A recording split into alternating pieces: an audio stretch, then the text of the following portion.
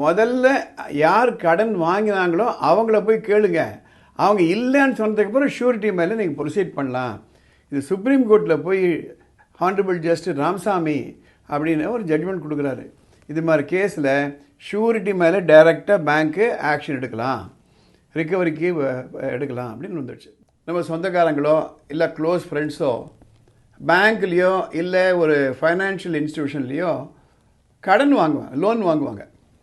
அது பிஸ்னஸ் இருக்கலாம், இல்லை கார் வாங்கலாம், பைக் வாங்கலாம், இல்லை எதனா ஒரு இடம் வாங்கலாம், விவசாய கடனாக இருக்கலாம். அப்போ பேங்க்கு கேரண்டி கேட்பாங்க, ஷூரிட்டி கேட்பாங்க. நம்ம ஃப்ரெண்டு, ரொம்ப க்ளோஸ் ஃப்ரெண்டு, நம்மளுடைய வேலை பார்க்குறாரு, 25 வருஷமாக ஒரே ஃப்ளோரில் வேலை பார்த்துட்ருக்கோம். அவர் கேட்குறாரு, அண்ணே எனக்கு கொஞ்சம் ஷூரிட்டி போடுங்கண்ணே அப்படின்றாரு. நாம் சரின்ட்டோம். சில நேரங்களில் சொந்தக்காரங்களே கேட்பாங்க, பாசம் பொங்கி போட்டுறேன்பாங்க. ஃப்ரெண்ட்ஸ் கேட்கும்போது நண்பேண்டா அப்படின்னு போட்டுருவோம்.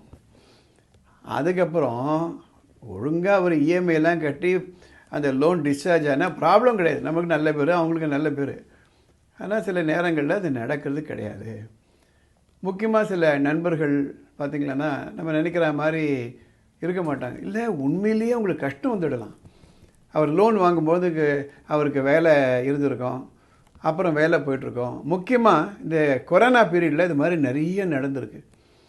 வேலை போயிடுச்சு இல்லையா, 2 வருஷம் 3 வருஷம். அப்போ லோன் எல்லாம் என்ன பண்ண முடியும்? அது மாதிரி சமயங்களில் என்ன பிரச்சனை வருதுன்னா, அவர் ஆளே இருக்க மாட்டார், கடன் வாங்கினவர். அப்போ நம்ம மேலே ப்ரொசீட் பண்ண வந்துடுவாங்க. 2 நாளைக்கு முன்னாடி இதே தான் ஒருத்தர் நேரில் பார்க்க வராரு. ரொம்ப இல்லை, 1 லட்சம் ரூபாய் கடன் வாங்குறாரு நண்பர். இவர் ஷூரிட்டி போடுறாரு. அவர் இப்போ ஆளே காணோம், பேங்க் தேடி பார்க்குறது இல்லை. இவர் பேரில் 5.5 லட்சம் ரூபாய்க்கு ஆகிட்டுருக்கு அந்த இஎம்ஐ வட்டியெல்லாம் சேர்ந்து. அவர் என்ன நினச்சிட்ருக்காரு, லோன் வாங்கியிருந்த நண்பர் தானே, அவர்கிட்ட போய் கேளுங்க முதல்ல, அவர் இல்லைன்னா நான் கொடுக்குறேன் அப்படின்னு வராரு. ஆனால் சட்டம் அது சொல்லலை.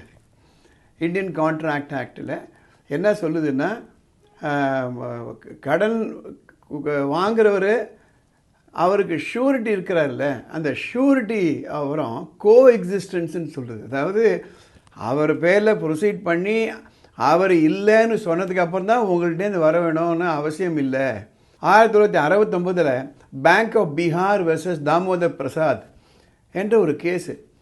அதில் கீழ்கோர்ட் என்ன முடிவு பண்ணியிருந்தாங்க, முதல்ல யார் கடன் வாங்கினாங்களோ அவங்கள போய் கேளுங்க, அவங்க இல்லைன்னு சொன்னதுக்கப்புறம் ஷூரிட்டி மேலே நீங்கள் ப்ரொசீட் பண்ணலாம். இது சுப்ரீம் கோர்ட்டில் போய் ஹானரபிள் ஜஸ்டிஸ் ராமசாமி அப்படின்னு ஒரு ஜட்ஜ்மெண்ட் கொடுக்குறாரு. இது மாதிரி கேஸில் ஷூரிட்டி மேலே டைரெக்டாக பேங்க்கு ஆக்ஷன் எடுக்கலாம், ரிக்கவரிக்கு எடுக்கலாம் அப்படின்னு வந்துடுச்சு. நான் எதுக்காக இந்த பதிவு நான் போடுறேன் அப்படின்னா, நம்ம கொஞ்சம் ஜாக்கிரதையாக இருக்கணும். நீங்கள் பேங்க்கிலலாம் போய் லோன் வாங்கினீங்களன்னா பக்கம் பக்கமாக கெழுத்து வாங்குவாங்க. நமக்கு கையில் பணம் வந்தால் போகிறோன்னு இருக்கும். அப்போ நீட்டு நேரத்தில் கெழுத்து போடுவோம், குறுக்க கெழுத்து போடுவோம், நெடுக்க கெழுத்து போடுவோம், சைடில் போடுவோம், கீழே போடுவோம், மேலே போடுவோம். அதில் என்ன இருக்குதுன்னு யாருமே பார்க்க மாட்டோம். நாளைக்கு பிரச்சனைன்னு வரும்பொழுது அதை பார்த்தோம்னா தான் தெரியும் என்னென்ன கண்டிஷன்ஸ் எல்லாம் இருக்குன்னுட்டு. நான் என்னை பார்க்க வந்தார், அவர்கிட்ட சொன்னேன், நீங்கள் இப்போ கூட லேட் இல்லை, பேங்க்கில் போயிட்டு நீங்கள் ஷூரிட்டி போட்டிங்களே அந்த பேப்பர் எடுத்து பாருங்கள், அதில் ஏதாவது உங்கள் லைபிலிட்டி லிமிட் பண்ணிருக்காங்களான்னு பாருங்கள். அப்படி இல்லைன்னா வேறு வழியே கிடையாதுங்க. அவர் ஆளை காணோம் அப்படின்னா பேங்க் நீங்கள் தான் அவங்கள போய் தேடணுன்ற ஸ்டாண்ட் உங்களால் எடுக்க முடியாது அப்படின்னு தான் சட்டம் சொல்லுதுங்க. அவருக்கு தெரியாதேன்றார்.